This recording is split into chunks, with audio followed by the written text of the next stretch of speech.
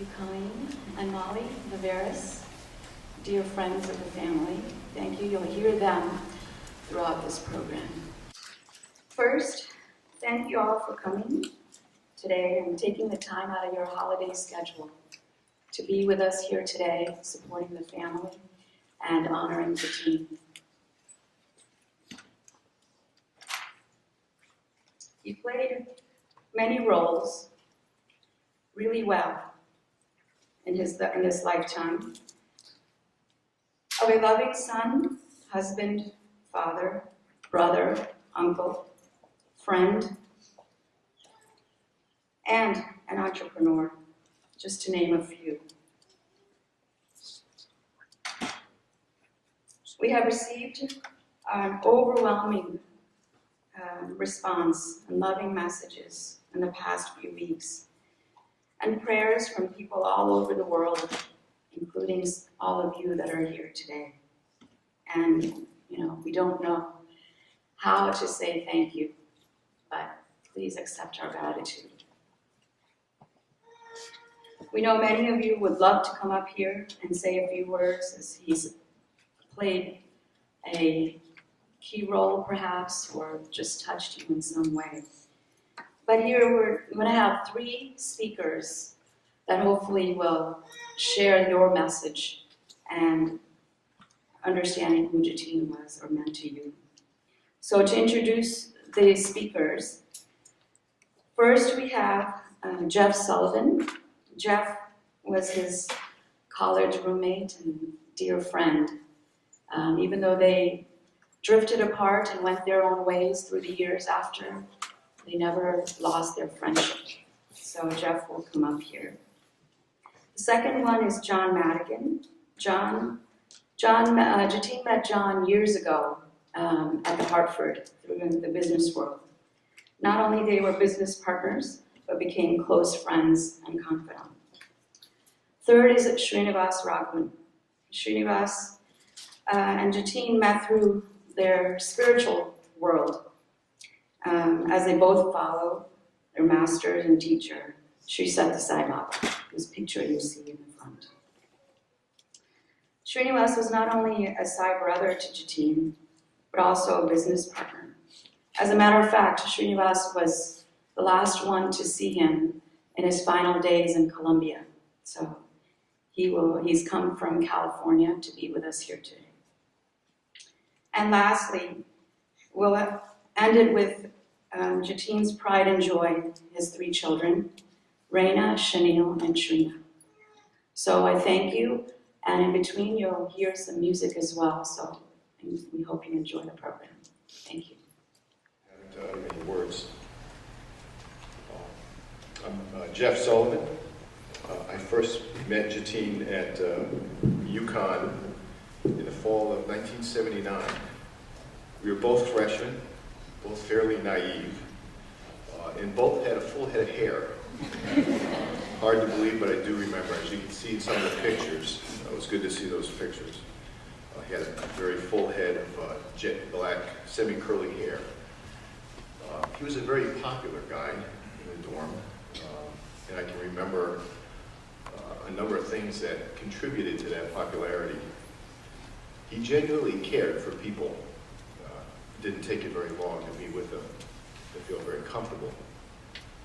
He had a knack for finding common ground, no matter what background somebody came from. He found a way to quickly circumvent that male genetic aversion to dancing, so the girls all liked him. And he was the only kid in the dorm that had his own computer. And back in those days, PC was in its infancy. He's probably the only guy that I can think of that would have something that nobody else had, but never made it an issue. We had different roommates when we first met, but after hanging around a bit the first semester, we decided to room together. We became roommates the next semester and remained roommates for the next 2 years. That was also my first exposure to Indian food and my enlightenment that pepper wasn't the only spice out there. His mom made this almost fudge-like dessert from ground nuts, sugar, and lots of butter. And that was an incredible thing. He'd always come and share his stash with me when he came back from a weekend at home. I think I still have some cholesterol floating around in my system from that time. Now, 34 years.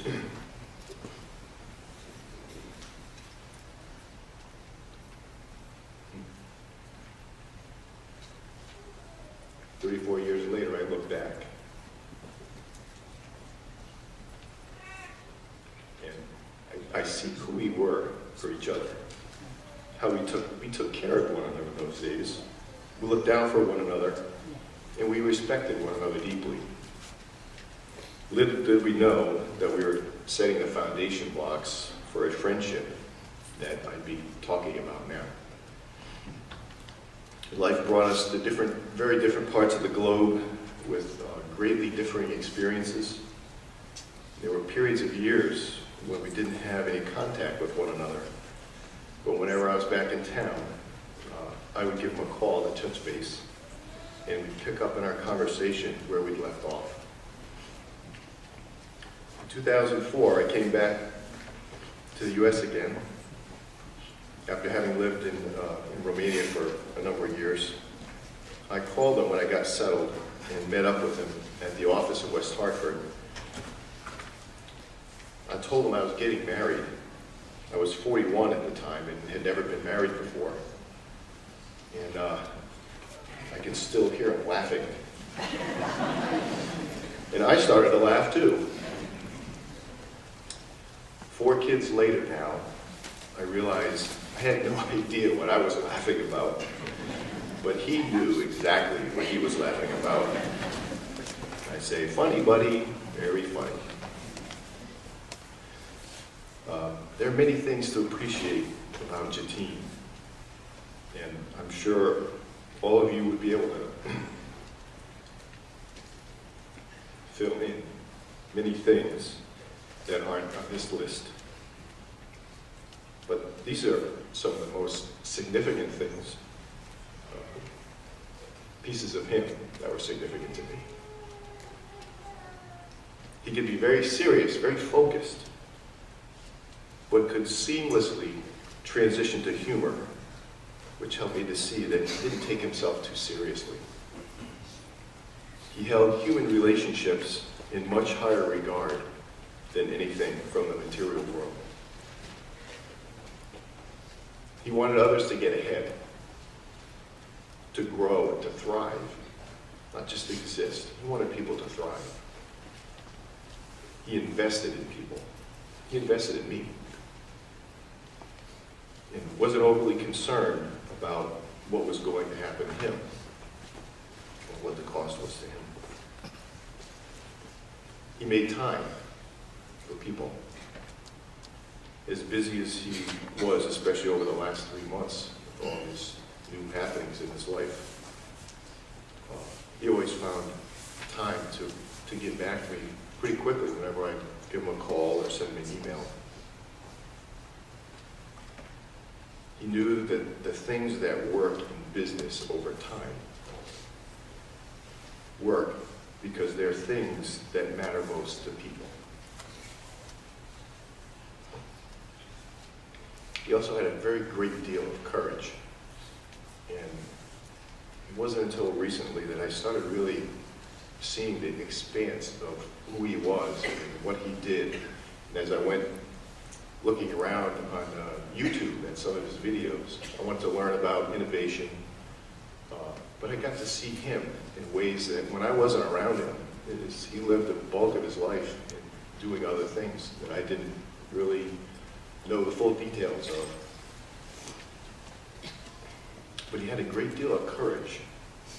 Many have courage and risk life and limb at the edges of technology, but his courage came from exposure.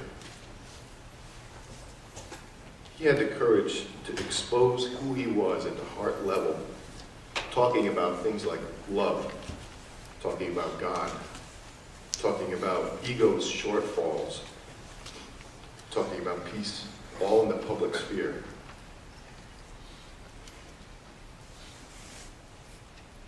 Lastly, and most importantly to me, you love me,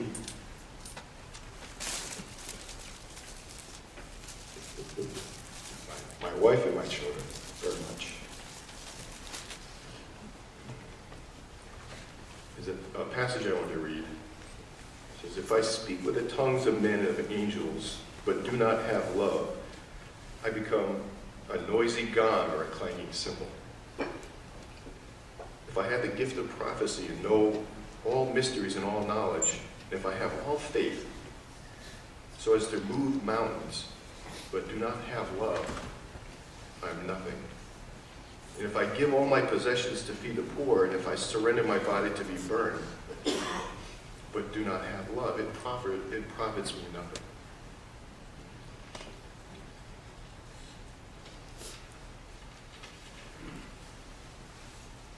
During his initial treatment period, after having been diagnosed with leukemia, I stopped up to see him one afternoon, and we had some time alone to talk.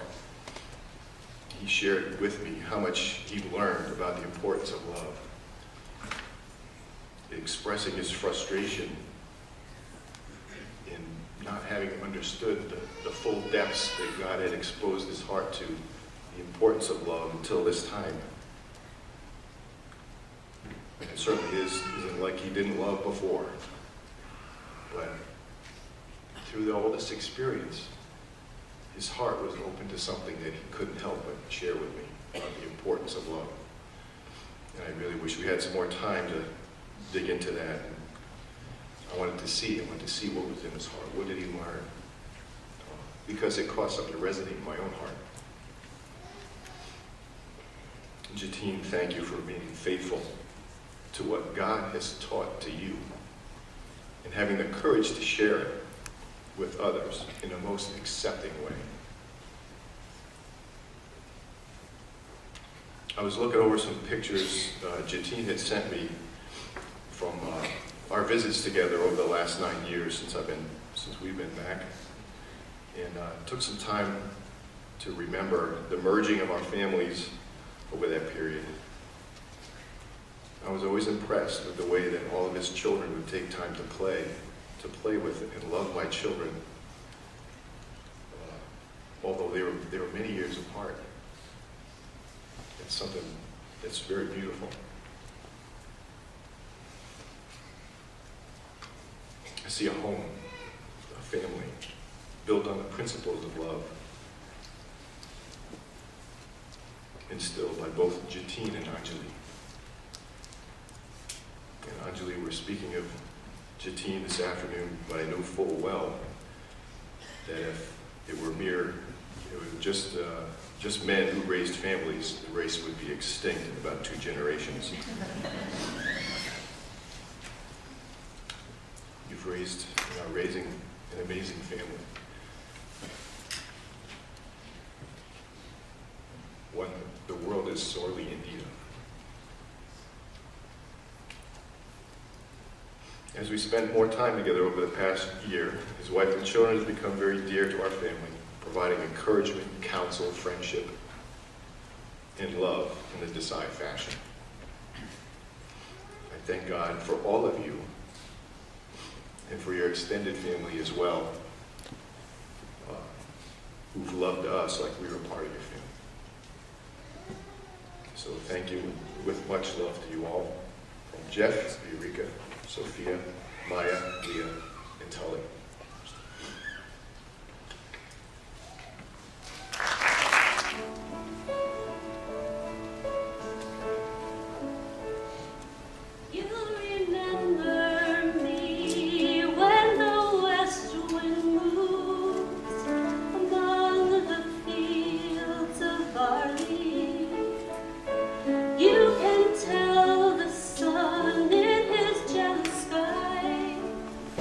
When we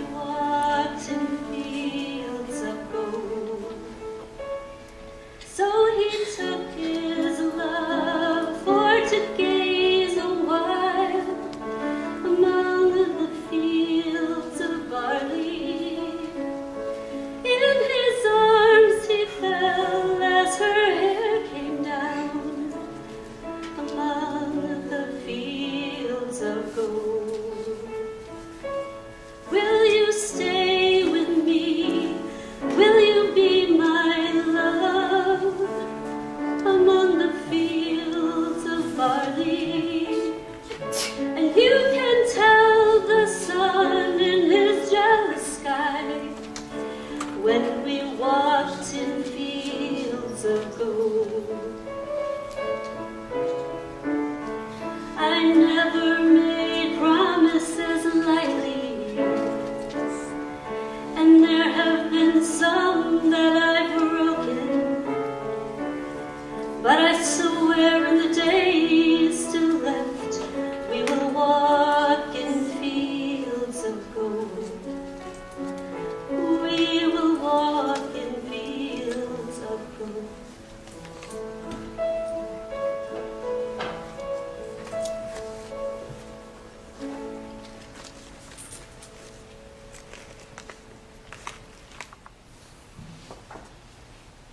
This is quite an awesome crowd. It's a great testimony for our friend Jatin.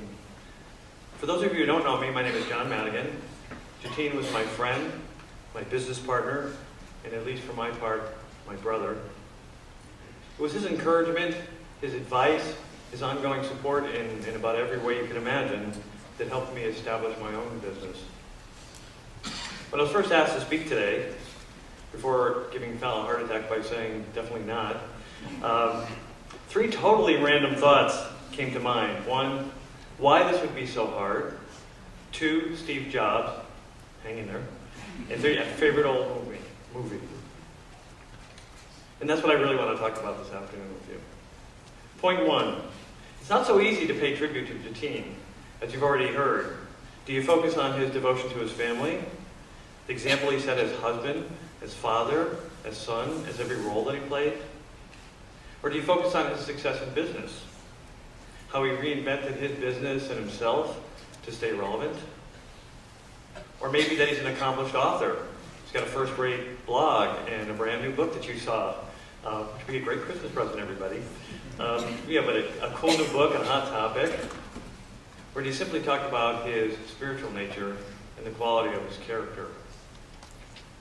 Well, I'd say yes, yes, yes, and yes. To do him justice, you really have to talk about all of that. I think I don't have to tell you that Jatin was the complete human being.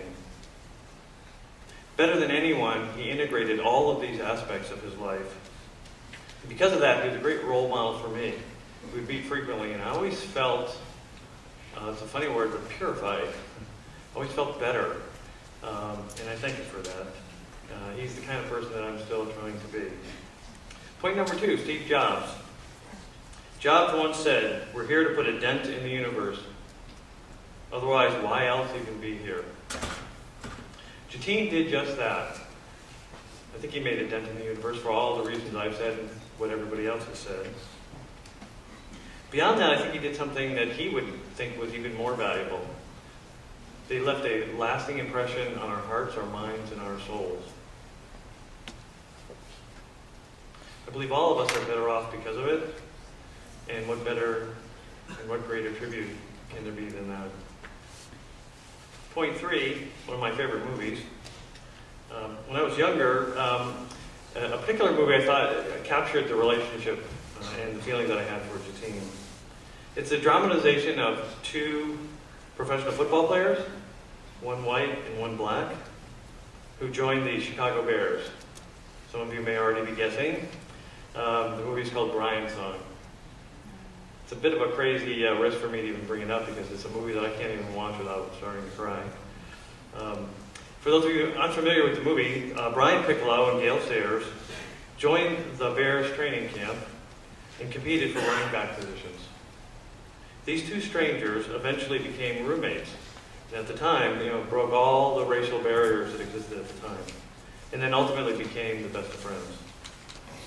Late in the film, Piccolo is diagnosed with lung cancer and is hospitalized. It's his second hospitalization, and the prognosis isn't good. Meanwhile, Sayers has to deliver a speech in one of the most touching points of the movie. When accepting the George S. Hallis Award for the most courageous player, because he had returned from a terrible knee injury, Sayers really talks about the courage of Brian Piccolo and how he, every day, every hour, fights a battle against the cancer. And he ends with this: "I love Brian Piccolo, and I'd like all of you to love him too." Well, I love Jatin Desai, and I believe that all of you do too. Allow me to close with this quote from Khalil Gibran. When you are sorrowful, look again in your heart, and you will see that in truth you are weeping for that which has been your delight. Thank you.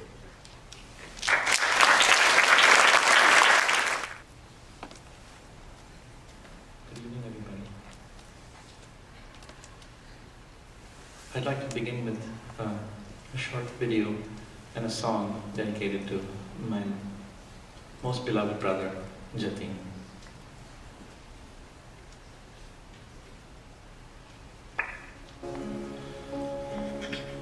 In his eyes, compassion, on his tongue, sweet words, on his tongue, sweet words. It's nice to be here with you all. It's opportunity, first time to meet you, streaming last and stuff. So I hope to learn a lot about you all. Joy residing in his heart. Joy residing in his heart. That's Jatin Desai we know and love. That's Jatin Desai we know and love. Do not lose hope, do not give up. Do not lose hope, do not give up. For his Savior has come to us. For his Savior has come to us. Taking him gently in his hands. Taking him gently in his hands. In his eyes compassion, on his tongue sweet words, on his face a radiant glow, joy residing in his heart. That's Jatin Desai we know and love. Do not lose hope, do not give up. For his Savior has come to us, taking him gently in his hands. Taking him gently in his hands. In his eyes compassion, on his tongue sweet words, on his face a radiant glow, joy residing in his heart.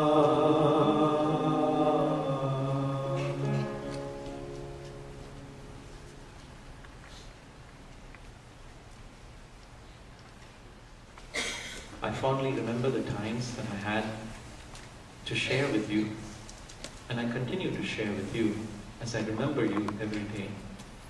In fact, every hour, every moment, actually.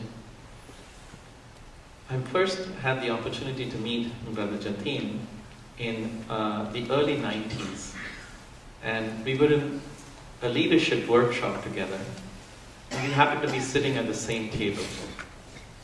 Well, guess what we talked about? It was the favorite topic all through our times together, was about our spiritual leader and teacher and God for us, Bhagavan Sri Satya Sai Baba. I learned from Jatin the meaning of putting into practice what the teachings of a great spiritual teacher is. He lived his life as a good man, as a good human being, as a wonderful family person, as a Desai brother, as a friend and a colleague. He was all in one put together. It was exciting to talk to him. From the first time I noticed his eyes always were full of compassion. He looked at the world differently. He looked at the world with a different perspective, with a sense of being a part of it, but yet not being a part of it. I would enjoy the discussions with him from the first moment that we met. It was much later that we had a chance to work together. And when we worked, the first time I had the opportunity to work together with him was in India. And he called me to assist him with one of his workshops. When you see him in the workplace, as you saw just now, it's really remarkable to see the way he speaks. Very sweet and loving. It was not just in the workplace, obviously. It was something he practiced all the time. Everybody who was there with us in Colombia, all of them are still remembering Brother Jatin and are still writing back. They were very impressed. And in fact, they said the most striking thing about him was his humility, his honesty, and his integrity in the way he conducted himself, the way he spoke, and the way he communicated with all the people, including those who were supporting and assisting in the workplace. In his eyes, compassion, on his tongue, sweet words, on his face, a radiant glow. It wasn't until I saw his family that I realized how beautiful this Creator is, who has created such a human being, a good person, with a loving face, sweet words. And when I saw his father, then I could see how he has inherited and practiced all the values that has been taught to him from young age, from childhood.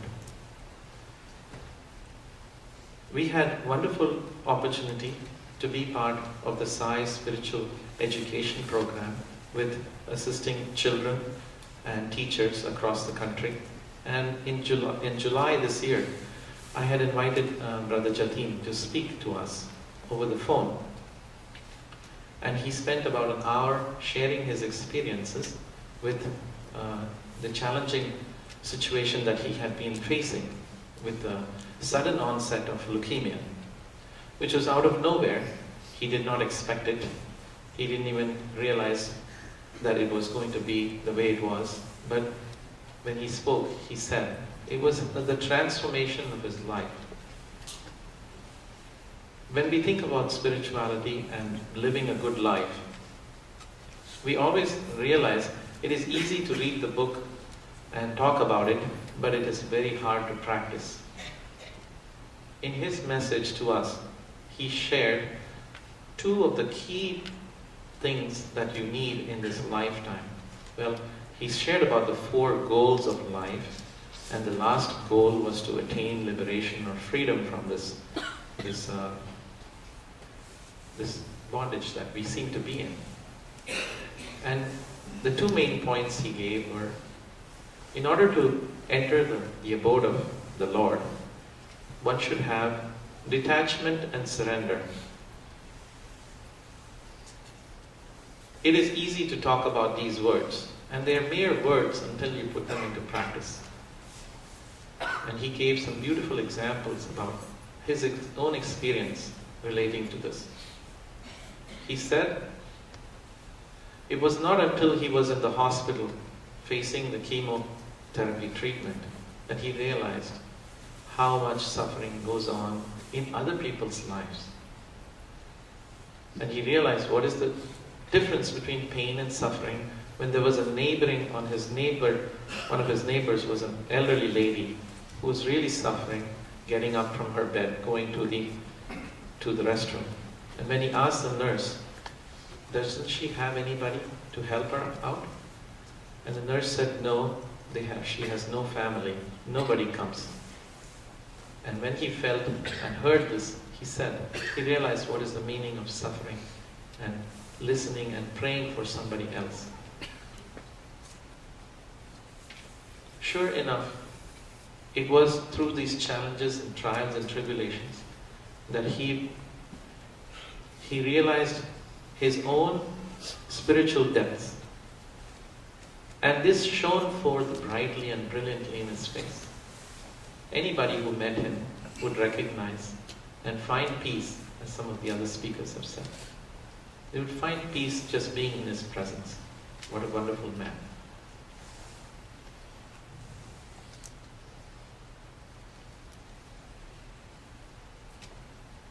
To me, he was not only a Sai brother, a close brother, a friend, a mentor. He gave a lot. He always shared. He shared so much that he would take his liberty with me. And I was not expecting a call from him. But one day he called me and said, Srinivas, I need you to come with me. And we have this program in Colombia, and he talked about it. And I said, Jatin, I'm busy. I have things going on. He said, no, you have to come. So I said, yes, and that was all I needed from him. He said, you have to be there with me. And so we went, we spent the last couple of months talking about this program. But what was our conversation about? You would think it's all a lot to do about work and about how to do the work. Actually, both of us, I had extreme confidence in his ability to perform in the workplace. So I never had to question about what it is that he wanted to do. It was more about how we should do it. How should we empower the city of Medellin, Colombia? How should we empower the people who are in the new businesses there? How can we help transform the country of Colombia? How can we impact the world through good actions, good work, and good faith? So this is the way we went to Colombia. And on the first day itself, we started talking and we spent as much time as we could together. And he shared so many wonderful things. But what stood out the most is his care and compassion.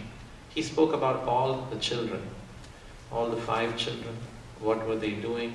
He talked about their strengths and what their dreams and what they should become. How should they live their lives? And how can we support them?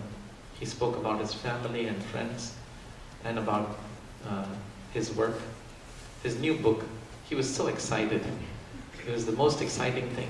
He was very looking forward to doing various things with his book.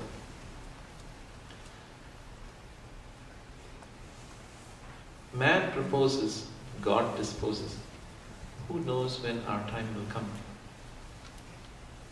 It was on the second day of our workshop together, that he experienced a strange thing that happened to him. At 8:30 in the morning, he blinked his eye, and in his right eye, he couldn't see.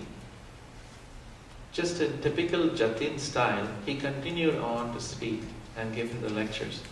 He didn't stop. In fact, he didn't tell me for a couple of hours that he was feeling. After some time, he said, I feel a little giddy, Srinivas, why don't you take over?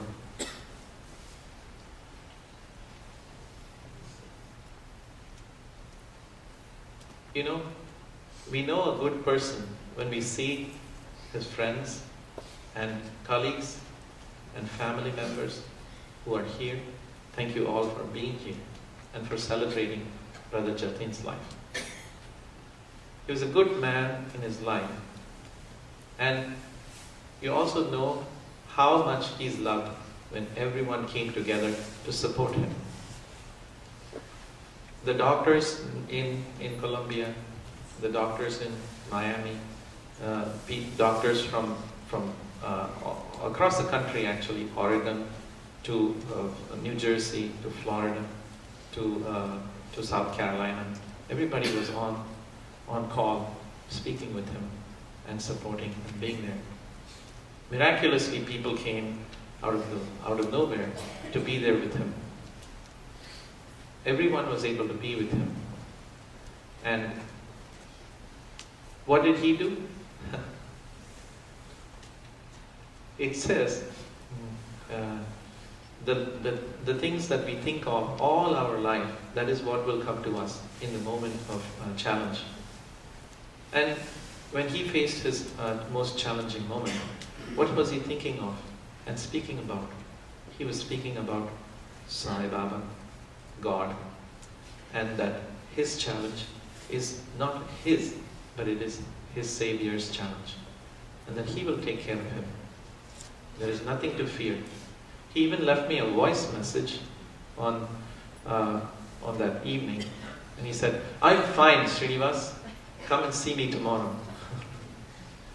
So much of confidence and courage, so much of love, with such graciousness, and so much of empathy and compassion for everybody. This is my favorite brother, Jatin. I will fondly remember him always.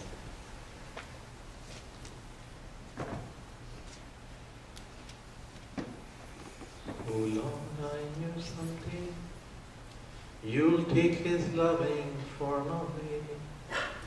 Oh Lord, I knew someday you'll take all loving forms away. What will I do now his form is gone?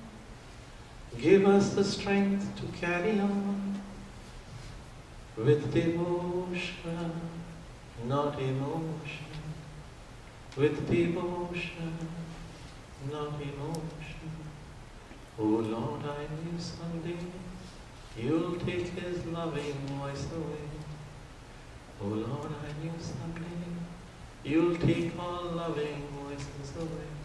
What will I do now his voice is gone? Give us the strength to carry on with devotion, not emotion. With devotion, not emotion. Thank you.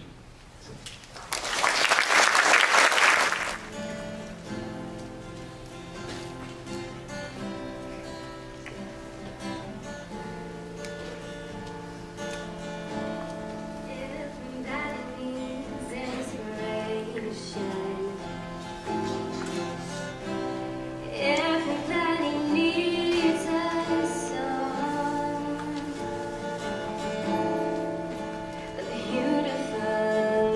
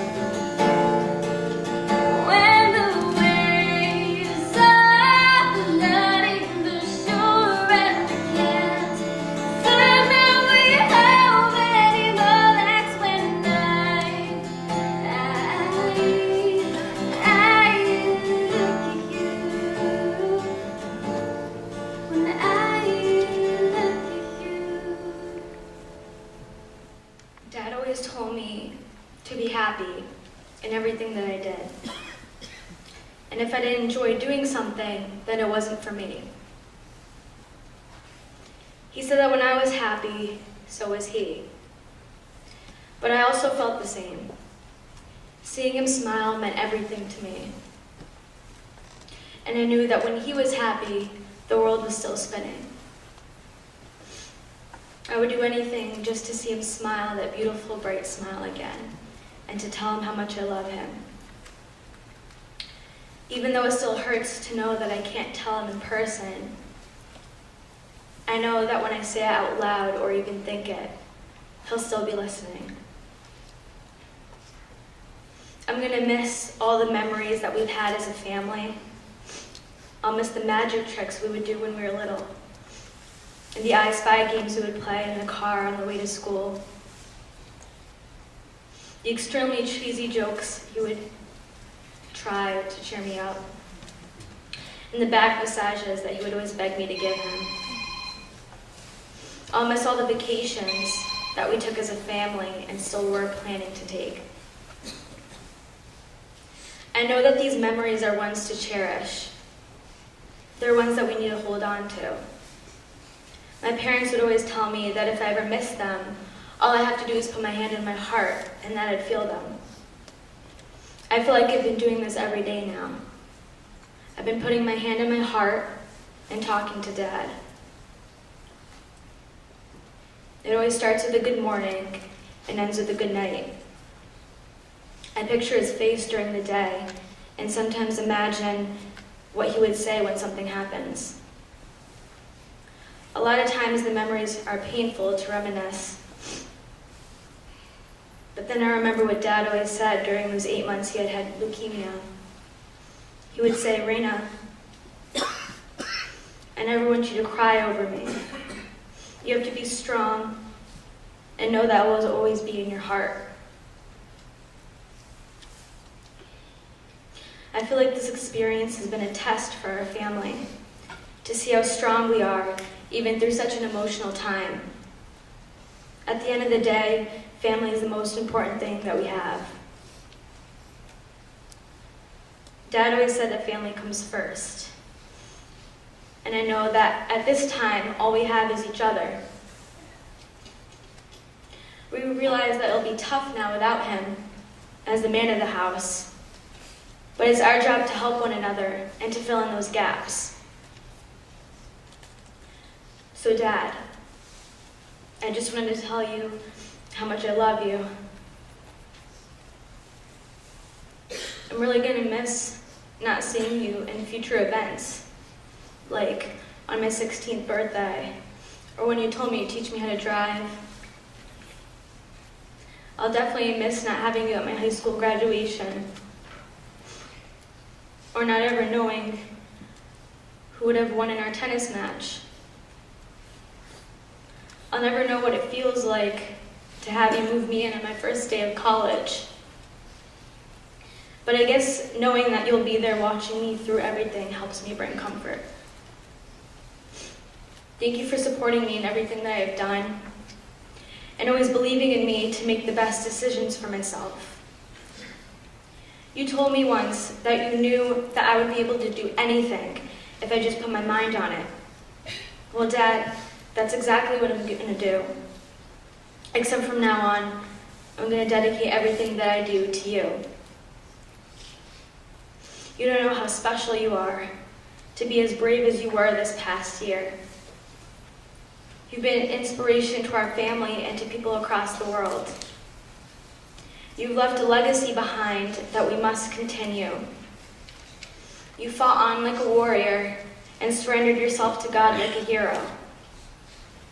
Thank you for being my father and for teaching me valuable life lessons that will help me become a better person. Out of the many lessons that you taught me, there were 3 that really stuck out. Number 1, love all equally. You must treat and love everyone and everything equally. God has unconditional love for all, no matter what they do, even though everyone makes mistakes.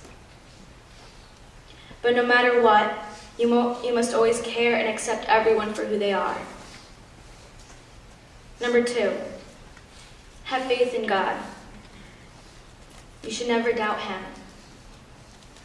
If you're afraid or angry, you have to remember that it's in God's hands and that He will take care of everything.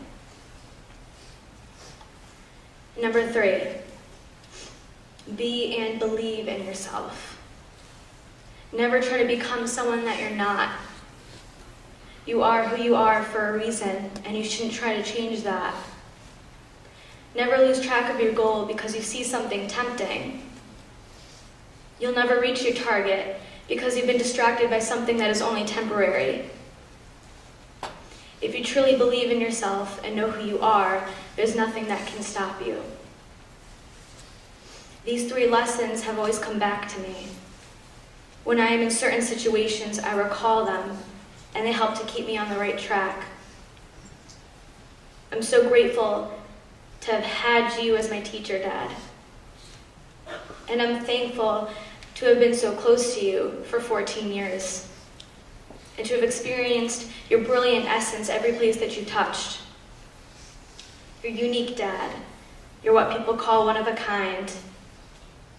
You told me that not everyone is lucky to find even one true friend in their life. I never thought of you as just my dad, but also as that friend. And even though I won't be able to tell you in person everything, I can still talk to you and know that you're still listening and giving me advice.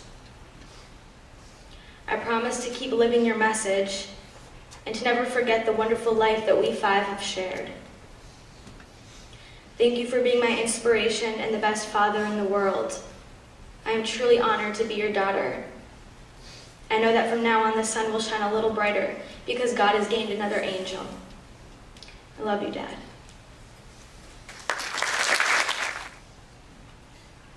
Thank you all for coming. The amount of love and support we have received these past few weeks has made this transition so much easier. And seeing all of you here today is truly amazing. I know Dad is smiling, watching from above, seeing faces he hasn't seen in a long time, and bringing us all together here today. There isn't much to say about Dad that you don't already know. Intelligent, genuine, peaceful, loving. We all are going to miss his presence. His big hugs and corny jokes, and all of the conversations you would get lost in. His positive spirit, teachings, and character embodied everything I've always wanted to become. I've never met a more admirable person, and I'm honored to call him my father. Dad was my hero, a man of many talents, as they say. He had too many qualities about him that made him the man that he was, but his finest quality was his strength. It has been an incredible journey for both him and us these past few months, but he has never stopped fighting. He would never make excuses or feel bad for himself. Business could be going poorly, or he would reach a writer's block while writing a chapter in his book, or his health would be weak from cancer. But he would always have a smile on his face and understand that this was his journey. God had just put him on it. He was simply a part of his plan. I think that is what always pushed Dad. The strength and wisdom of putting all of his faith within the Lord is truly what fueled him. He understood that this was God's doing and he had to surrender everything to him. I remember when I was in 6th grade, a father of my classmate had passed away. The entire class was saddened to hear the news, and I went home with my sister and we talked about how it would be if Dad was to ever leave us. We almost got to the point of tears just imagining it. It was such a scary thought back then, and we were so young and naive. Who would drive us to school if we were late for the bus? Who would shovel the driveway in the winter? or who would make us eggs on Saturday mornings. Then my dad came home after work and saw that we were sad about something. Later in the night, after asking what was wrong, I clearly remember him saying, "If I were to leave this earth tomorrow, don't cry. I'm just the body. If I leave, then that is what God wanted. And my soul will always be here with you." At the time, we didn't want to even consider the thought of him leaving. But this vivid memory has stuck with me all these years. Dad is happy now. He's wanted to be with God all his life, and now he is. And since that memory as a kid, I finally understood what he meant. Dad and I always had a strong relationship, but he sometimes seemed to want me to grow up quicker than my age. I think sometimes he forgot I was only 10 and I had no idea how to operate a snowblower. But as I grew older, I realized that was the relationship my dad and I had. He would expect more from me, and that is what pushed me to be the best that I could. Now today, here I am, with the greatest responsibility a son could ever ask for. That's Dad for you, always pushing me. He would never give more than I could handle, and I know he didn't do that this time. I've never lost anyone before.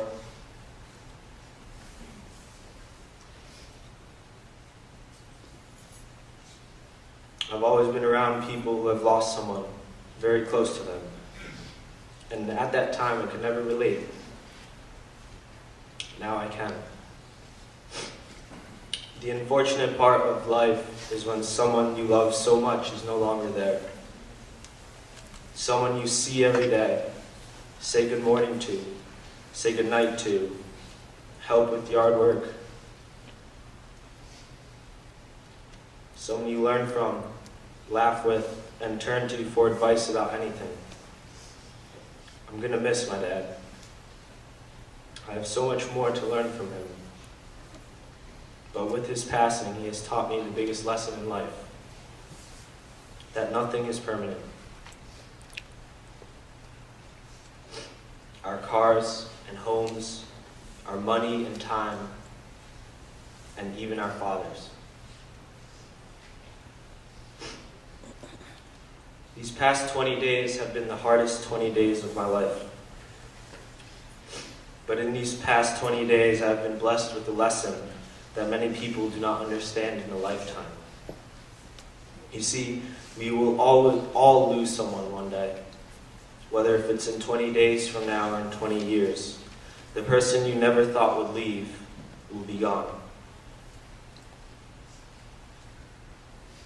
When they are gone, it is natural to mourn. It is natural to cry and natural to break down, knowing you will never see them again. But you can't forget they are still here. Although you may not see them physically anymore, they will always be here guiding you. Dad always said we are just the body.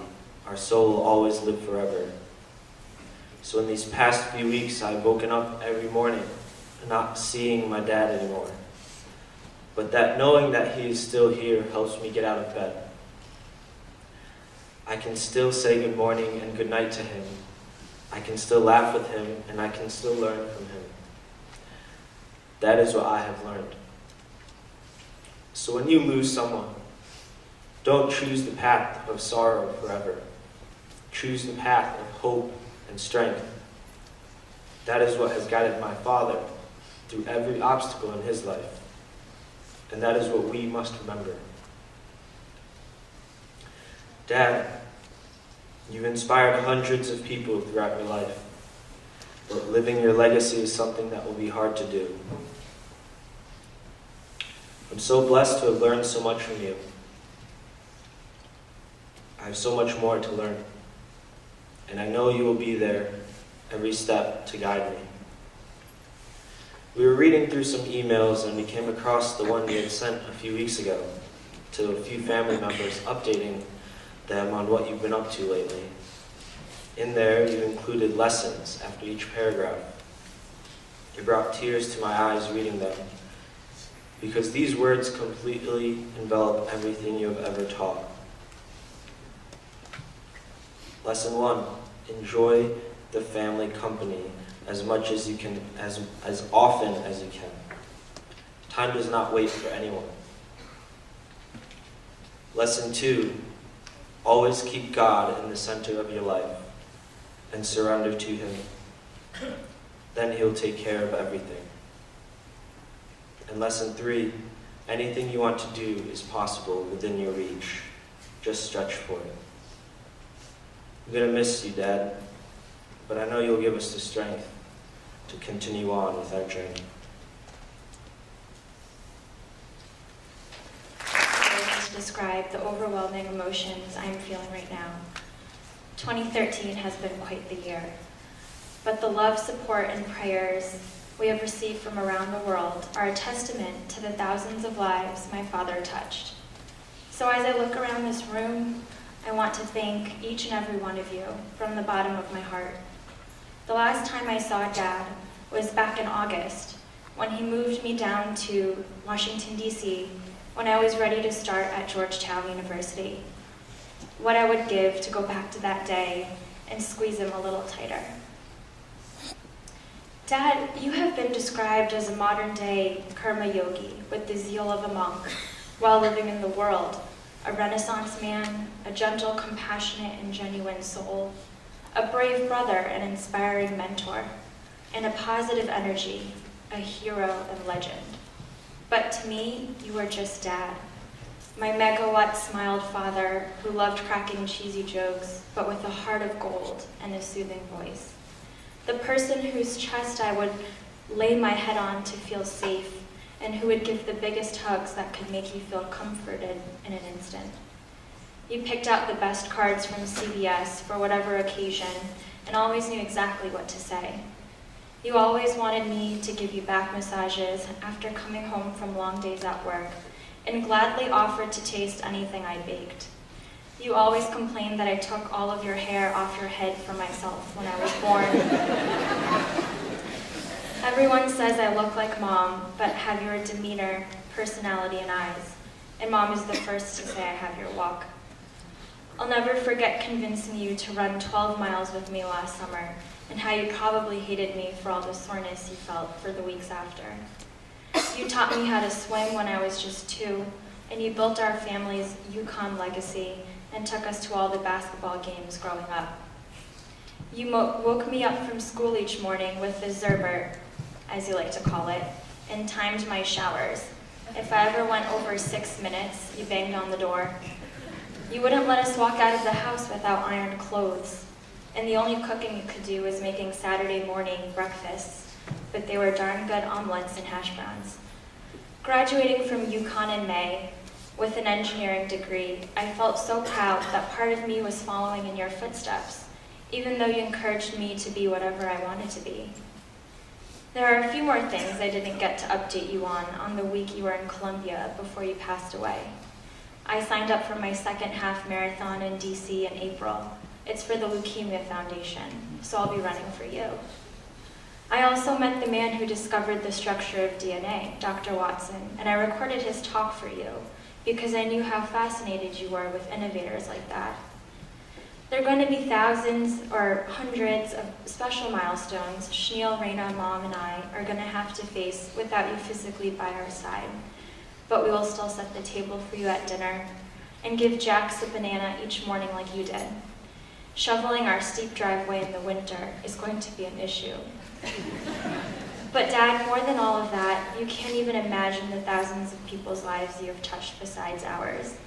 There are strangers reaching out to us, sharing the profound impact you made in their life, whether it was by your comforting presence, your compassionate example, or just by reading your inspiring work. Your fight with cancer earlier this year was extraordinary, and an even greater lesson for our family. Your positive energy radiated throughout your hospital room during chemotherapy, and total strangers felt compelled just to sit in your room and tell you their life stories simply because of your courage. You always said, "This is just a body," and you never doubted that God had a bigger plan, and that we must put our full faith in His hands, because He is in charge and everything happens for a reason. But even through this, you cried some because of what your body was going through. You felt frightened. While you were the light throughout this journey, Mom was your rock. And together for 25 years, you were unstoppable together. However, life didn't stop because of cancer. You beat the odds and hopped on a plane for a business trip the day after you finished your last consolidation treatment. There was a lesson in every experience, but remaining humble through it all was the true mark of integrity and character. Your motto was, "Be calmly active and actively calm. Never waste time." I was listening to an interview you gave last month. You said that in a convoluted way, you wished everyone had cancer because it had accelerated your journey to a higher place in consciousness that you wouldn't have been able to experience in this physical place and body that we live in. You wholeheartedly believed in this duality of spirit and body. You always said there's no such thing as work life and home life. It's just life. So, Dad, you integrated your spirit into your life, all aspects of your life, as a father and husband, as a teacher and mentor, as an entrepreneur and engineer, as an innovator, as a leader, as a selfless philanthropist to humanity. And in doing so, you tapped into the spirits of thousands of people who became more driven to make change. Dad, you have shown me the world. You've motivated me to want to change it. I have gained my broad mindset because of the lessons you instilled, the work you did on a global level, and the places you took me.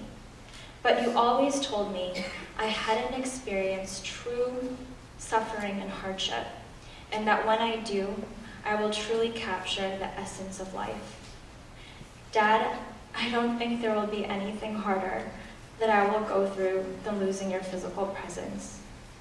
I'm going to miss that tremendously, but I have already seen the true essence of life in the last 20 days.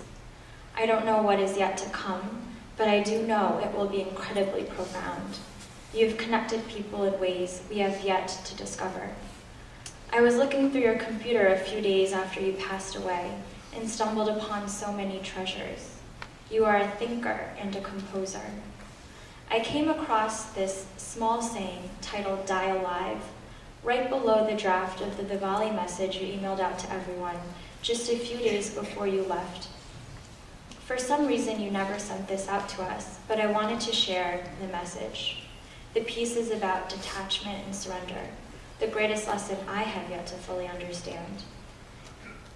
It goes like this: to the unenlightened, death comes but once a lifetime. To those who have chosen to become enlightened, there are 1,000 chosen deaths before it's time to leave the body and move on. This kind of death is the releasing of all our attachments, from false identity to opinions, from people to possessions. Cutting the subtle threads of attachment frees the spirit from fear. And when the time comes to move on, it's like shooting the breeze. Dying alive is simply letting go of all you hold fast to in your mind. It doesn't actually mean losing anything, simply changing your relationship with the things in your life today. The greatest pleasure for every soul is the result of choosing the living death called detachment. Why? Because attachment is a form of slavery, and it all takes place in our own minds. And the result of detachment? Real freedom. Reading this after your passing is like an affirmation that you lived and breathed this, and is where I find solace. Nothing is a mistake. Every little detail is planned and tended to. You never made it home to Connecticut, but you made it easier for Ba and Dada, our grandparents, having the funeral in Florida. It seems like you left a lot of unfinished work here. Your book tour was just taking off, and you were set to start new business ventures in Colombia and Barcelona. Your Harvard Business Journal blogs received incredible response, and your deep awareness workshops were transformative for many people. You were instrumental to the Indian community in Connecticut. But I know that how you left this physical world is perfect and can't be questioned. You were the catalyst for change that has yet to manifest, and I will make sure it does. Dad, I know you wouldn't have left us if you didn't think we were strong enough to live without your presence. You surrendered your body to God last November when you dedicated a major milestone in your life to Him, your book, Innovation Engine. And now, exactly 1 year later, you've completed your spiritual journey, and I couldn't be happier for you. I was at incredible peace after Dad passed away. I knew he was extremely happy where he is now. There was no doubt or questioning. He has already given us many signs and messages and has enveloped our family with love through all of you. I want to leave each one of you with a part of Dad's message that hopefully in some way touches your heart. He called it his ABCs of life. Always be charitable. Always be compassionate. Always be cheerful. Leadership begins with an inward journey. Find out what your true passions are and lead your own life with integrity. That's harmony through thought, word, and action. Dad was a simple man. He always followed his heart and carried out all he did quietly and gracefully. Surround yourself with like-minded people who make you a better person as well. This was one of his greatest lessons to me. And lastly, inspire. Inspire others not only through your successes, but through how you handle failure. That alone speaks volumes about one's character. Even at the most trying of times, Dad never gave in to failure. He sought out the beauty in every moment and channeled this positivity into remarkable work. If there's anything the last 20 days have taught me, is that no matter how much you plan, life changes in an instant. Embrace the uncertainty.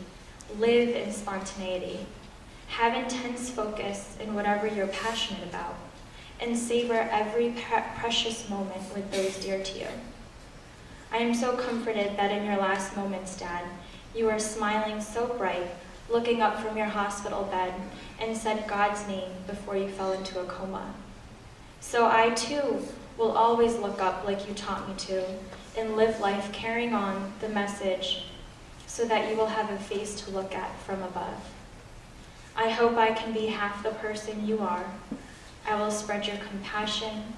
I will be brave. I will live your legacy. Your life was your message.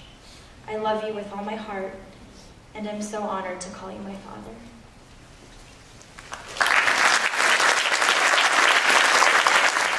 You did a wonderful job. Thank you, Colleen and Molly, for singing. They will do the last presentation after I conclude. So to summarize Jatin's life, he leaves behind a legacy, as you've heard. A legacy of what a human experience should be. He quoted that each of us are three people. One that we think we are, one that others think we are, and one who we truly are.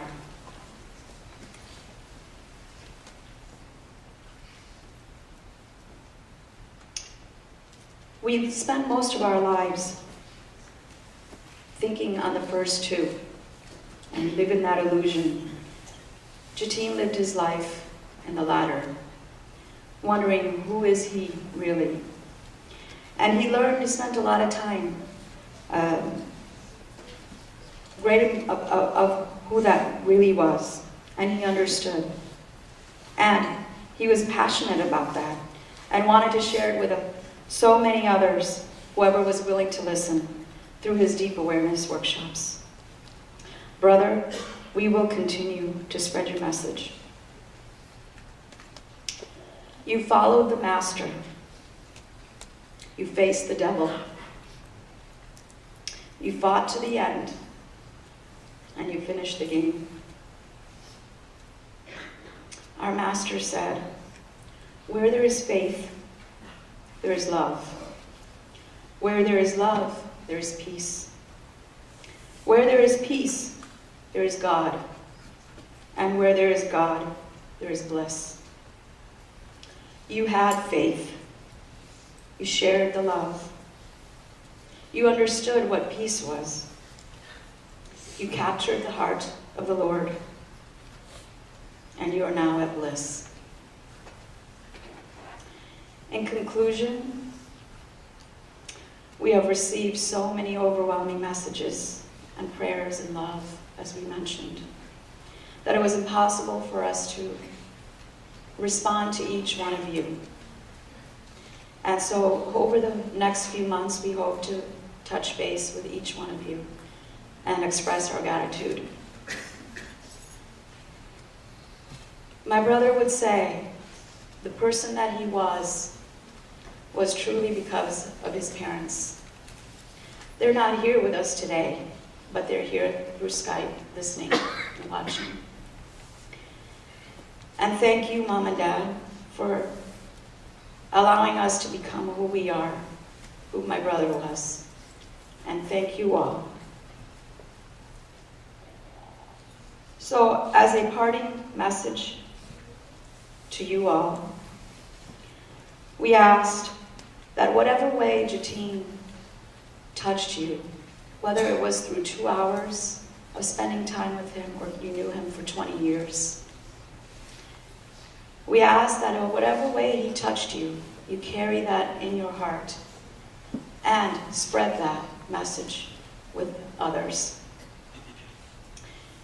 Because you see, friends, in the final analysis, it's only between you and God. Thank you.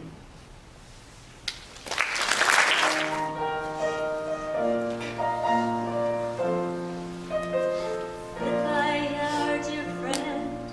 May you ever grow in our hearts. You were the grace that placed itself where lives were torn apart. You called out to your people,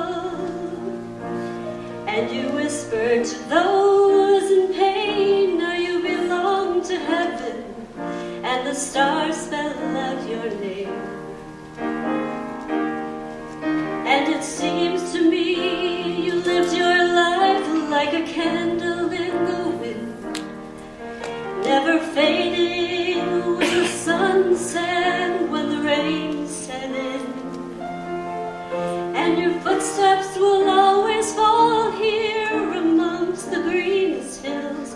Your candle burned out long before. Your legend never will.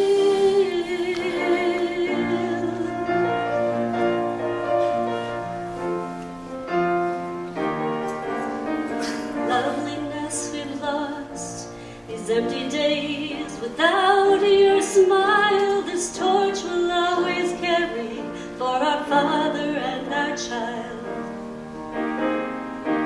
And even though we try, the truth brings us to tears. All our words cannot express the joy you brought us all through